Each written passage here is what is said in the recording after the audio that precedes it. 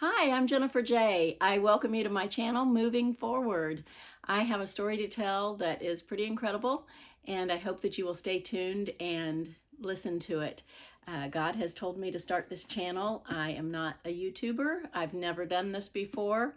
It's probably going to look a little bit unprofessional as I get going. It'll hopefully get better, but I hope you'll stay tuned. So I want to start by reading out of the book of Jeremiah, chapter 1, verses 4 through 9. And you might be familiar with it, but it says, "Then the word of the Lord came to me, saying, Before I formed you in the womb, I knew you. Before you were born, I sanctified you. I ordained you a prophet to the nations. Then said I, Ah, Lord God, behold, I cannot speak, for I am a youth. But the Lord said to me, Do not say I am a youth, for you shall go to all whom I send you, and whatever I command you, you shall speak. Do not be afraid of their faces, for I am with you to deliver you, says the Lord. Then the Lord put forth his hand to touch my mouth, and the Lord said to me, Behold, I have put my words in your mouth." And you guys, that verses just really speak to me because I feel like that's what God has done in my life. Like I said, I'm not a YouTuber. I don't like being in front of the camera. I don't like having the microphone.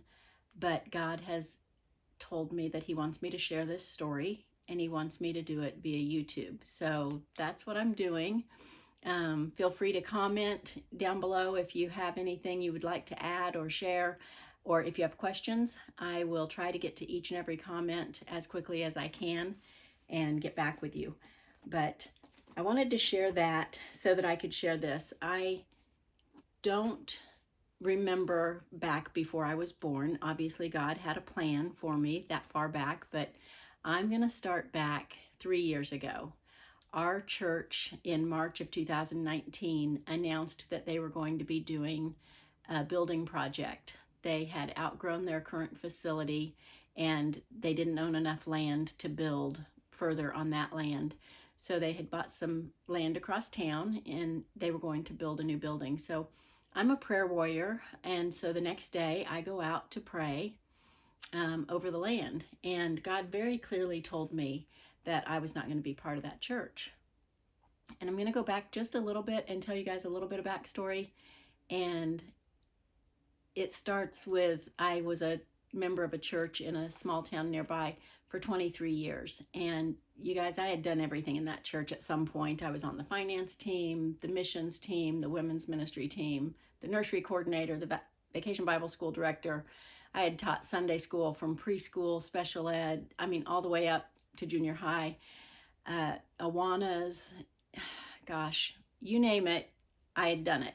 I'd been through 3 building projects there, several pastors, and I was home there. I loved going to church.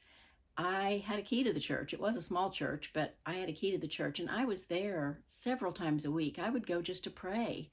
I just loved being at church, and it was home. When I would go and everybody would come in, that was my family, and I just loved it. And then something happened with one of the pastors that was just irreconcilable, and I did leave, and almost all of the church left. About half of us went to another church up the street called LifeSpring, and it was a good Bible teaching church, and I knew a lot of people there because a lot of people from my old church went there. My son and his wife and kids went there. My neighbors went there. It wasn't like I didn't have family there. And yet for 7 years, while I went there, I did not feel home.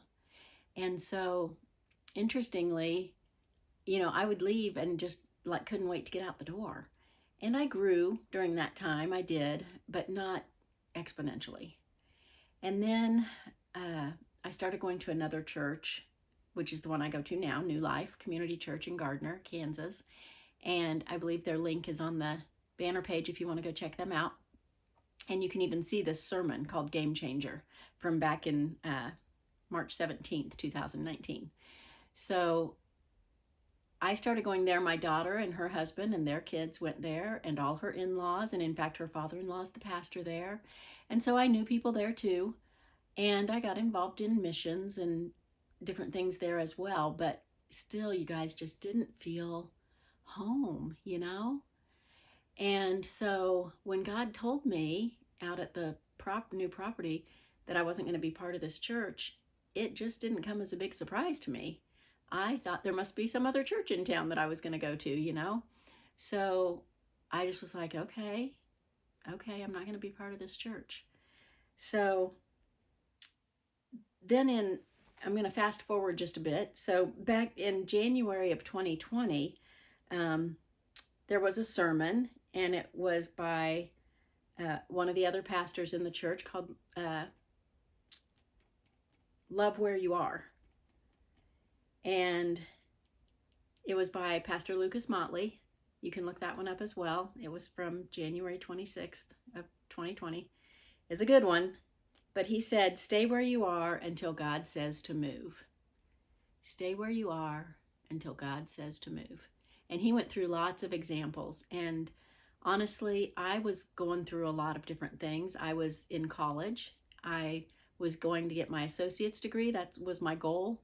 And I was trying to decide if I wanted to go on for my bachelor's or not. And the reason is COVID had hit, you know, and we were all at home anyway and couldn't really go out. So I was like, I could take some online classes, or should I, or shouldn't I? I was renting a house, and I really wanted to buy a house. I was in a church that God had told me I wasn't going to be part of.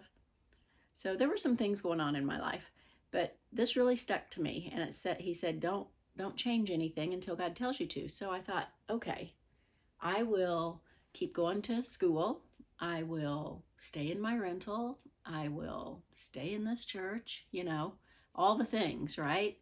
So until God tells me to move. So I did that, and I started really leaning into God that year, right? It was after that sermon. So thank you, Pastor Lucas. I really got in the Word deeper than I had before. Well, I had before, but it had been a while. And I really started leaning into God and just asking him, what do you want me to do? Like, I'm here. I just don't know what you want me to do. And he reminded me in September, middle of September of 20, to pray big prayers. And big is like in all capital letters, big prayers. And I'm going to get in the weeds just a little bit again, you guys, because I have to go back to 2000, early 2000s. We were putting on an event. This was at the church that I was at for 23 years. So we were putting on an event called Back to School Bash.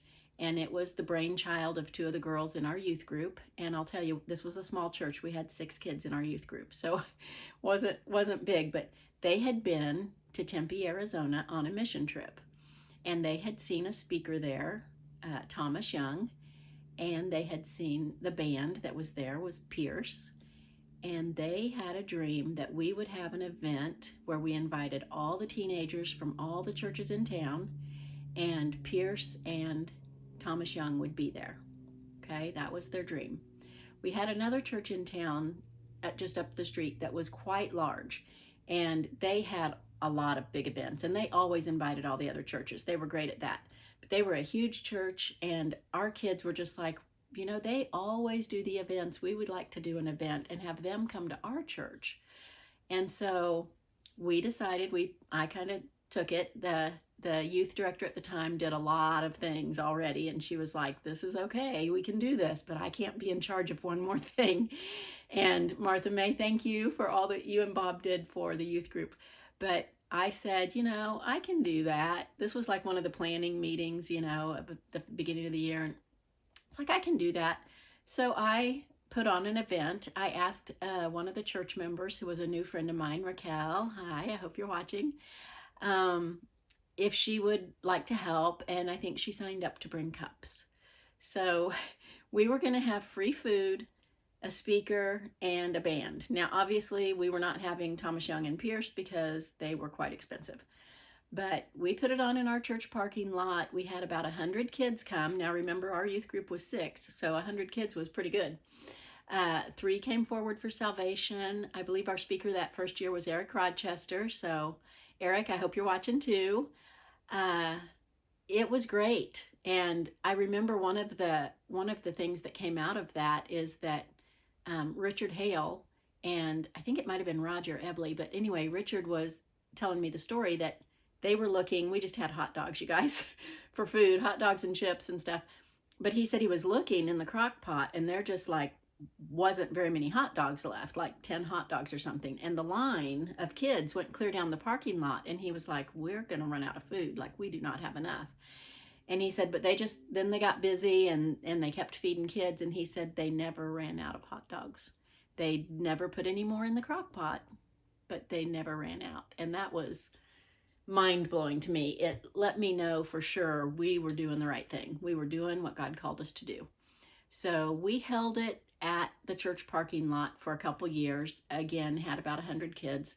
And then on that third year, Raquel was now my co-director, which she had signed up to bring cups and very quickly became a co-director with me because she was very on fire for the things of God. And so we decided, you know, we should have this at a bigger venue because then we could have more kids. And so we rented out the middle school, which would hold 627 kids. And we had called the fire department to make for sure. How many could we have, you know? And they said nobody can be in the aisles and nobody can be in the orchestra pit and everybody has to be in a seat. And this is how many you can have. So we had someone standing at the door counting kids. Janet Poor, I believe it was Janet. Hi, Janet. And so she was counting the kids as they came in. And when she got to 627, that was the last person in line. So that year, we had Thomas Young and Pierce, and 103 kids came forward for salvation. It was phenomenal, you guys. But after that, Raquel said, we didn't pray big enough. We need to pray big prayers. If we had gotten a bigger venue, there would have been more kids. So that's gets me back to when God reminded me in September of 2020 that I need to pray big prayers.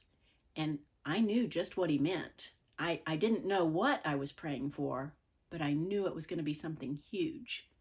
So I prayed. And it wasn't long after that, you guys, not even a few days after that, that Arizona started coming into my mind. And I think it's interesting that Pierce and Thomas Young, the youth group, that they had come from Tempe, Arizona from that mission trip. So I just find that really, really an interesting connection that now Arizona is in my sights. And I'm going to stop there for today, you guys, because I don't want to take up all your time. But please stay tuned tomorrow when I tell some more of the story.